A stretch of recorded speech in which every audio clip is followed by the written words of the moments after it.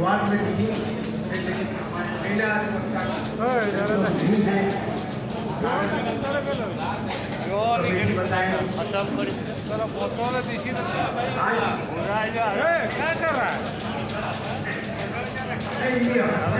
वास्तविक बात है, बस पूरा ध्यान से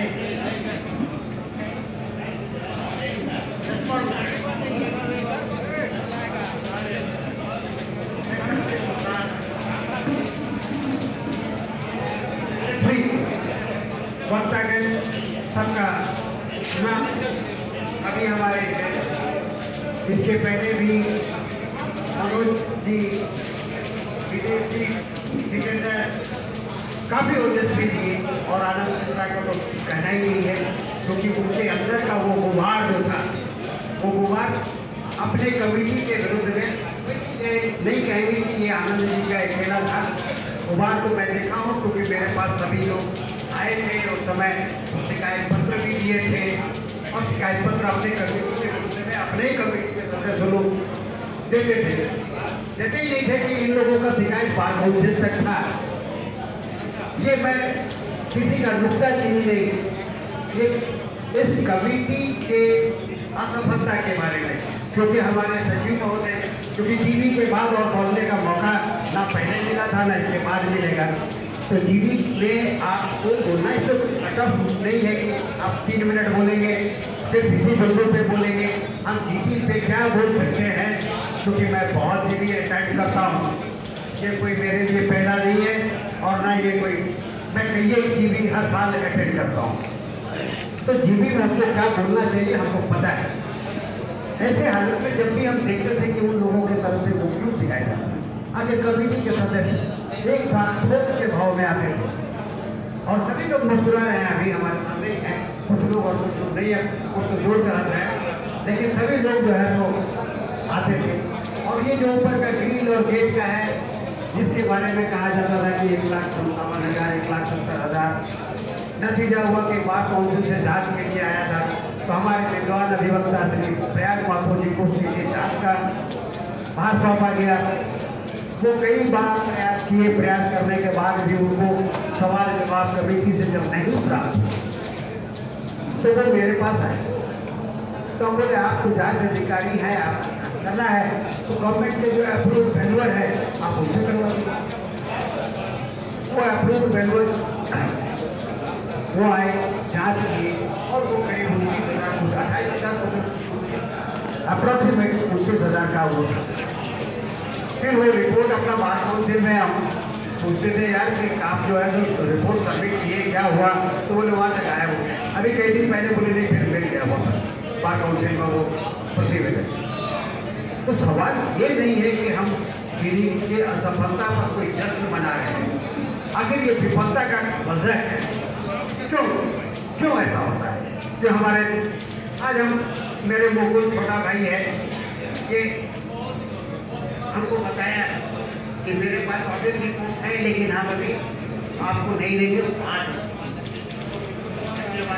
इतना तो बोला अभी तो मैं झूठ नहीं बोलूँ। और ये जो बैलेंस शीट है, ये बैलेंस शीट आज तक जिंदगी में मैं, क्योंकि इसके पहले शिवशंकर चौधरी जो अकाउंट से जुड़ा हुआ है वो लड़का, आनंद मिश्रा खुद अकाउंट कॉमर्स पढ़ा हुआ है, ऐसा बैलेंस शीट मैंने आज तक नहीं देखा। क्योंकि मैं इनकम टैक्स में सर्वे और रेट का भी केस किया, मैं देखा हूँ कि कैसे होता है। और सेल टैक्स और इनकम टैक्स के हमारे पार्ट हैं, आप उनसे भी दिखवा सकते हैं, वेरीफाई करवा सकते हैं कि क्या ये बैलेंस शीट के अनुरूप है। नहीं, ये बैलेंस शीट जो आनंद जी बहुत रिपीटेशन नहीं होना चाहिए, क्योंकि इसमें कहीं से किसी ऑडिटर का नहीं, तो क्या लेजर कहाँ से है। जैसे हमारे कामदेव जी भी कहेंगे, ये 1436 अधिवक्ताओं को कोविड-19 में जो इस पेंडेमिक में फाइनेंशियल किया गया, तो ये कौन है जो अवतरित हो जाया करते हैं वोट के समय, वो हमारे रेगुलर वोटर हैं, हमारे नहीं है। इस तरीके से हम चुन करके, क्योंकि 1436 में से जो 14,36,000 है, मेरे ख्याल से हमको तो नहीं दिखता है कि कितने लोग इसमें से दिए होंगे। शायद क्लिनिक का नहीं देखते मुस्कुराहट कि ये 14 लाख लेने वाले हैं कौन हैं, वो अधिवक्ता हैं, लेकिन वो कहाँ रहते हैं, कौन हैं, उनको कोई खास लोग ही जानते हैं। और ऐसे 1436 लोग हैं, ये भी होंगे। 187 मेडिकल हेल्थ के बारे में दिखलाया जा रहा है, किस प्रकार का बीमारी, किस प्रकार का मेडिकल हेल्थ। और ये 187 लोग कौन है? आप लोग शायद कैशबुक और लेजर कभी देखे हैं या नहीं देखे हैं, या मेंटेन करते हैं या नहीं करते हैं। तो अभी तो हमने देखा कि निर्मला सीतारमण की तरह हमारे कोषाध्यक्ष महोदय जो है एक करके आए थे, एक प्लास्टिक का बैग हमको लेके उसी में पूरा बजट है। और हमको पता है कि एक लेजर का शायद अकेले उठा नहीं पाएंगे हम लोग, अगर लेजर का पूरा पन्ना उनको ना है तो नहीं उठा पाएंगे, बोलेंगे कोई इतना आदमी कोई मदद करो।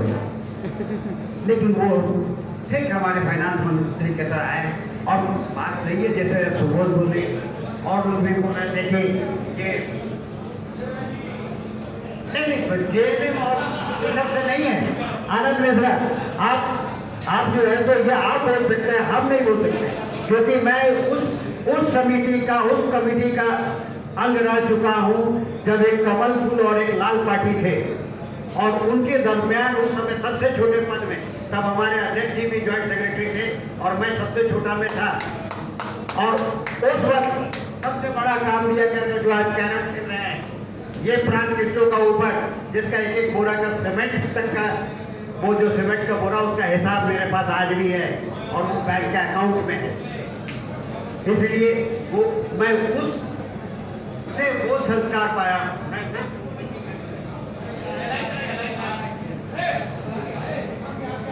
ऐसा बुरा तो नहीं लगता है, नहीं मान रहा हूँ। चलिए, इसके लिए कोई गेम और नहीं है, क्योंकि यहाँ कमल फूल और लाल पार्टी का कॉम्बिनेशन के साथ मैं काम कर रहा हूँ, जब कभी इस तरीके का बात नहीं। आज में वास्तविक ये बात है, क्योंकि बैलेंस शीट का जो आपका जो हिस्सा है, इस बैलेंस शीट में 2 साल का ये अलग अलग होना चाहिए था, अलग अलग नहीं है। बैलेंस शीट के बारे में कि किसको कैसे पैसा दिए, और इस बैलेंस शीट में जो है तो आप बताएं कि ओपनिंग बैलेंस क्या है, जहाँ पर कोई ओपनिंग बैलेंस नहीं। मुकुल जी जब पूछे, क्योंकि अध्यक्ष थे अकेले, क्योंकि उनके ऊपर में माथा में सब कुछ बोल रहे हैं, हम नहीं बोल रहे हैं, ये पूरा कमेटी तीनों का दस्तखत है। एक बार कोशिश करेंगे, इसमें ओपनिंग बैलेंस कहीं भी नहीं है।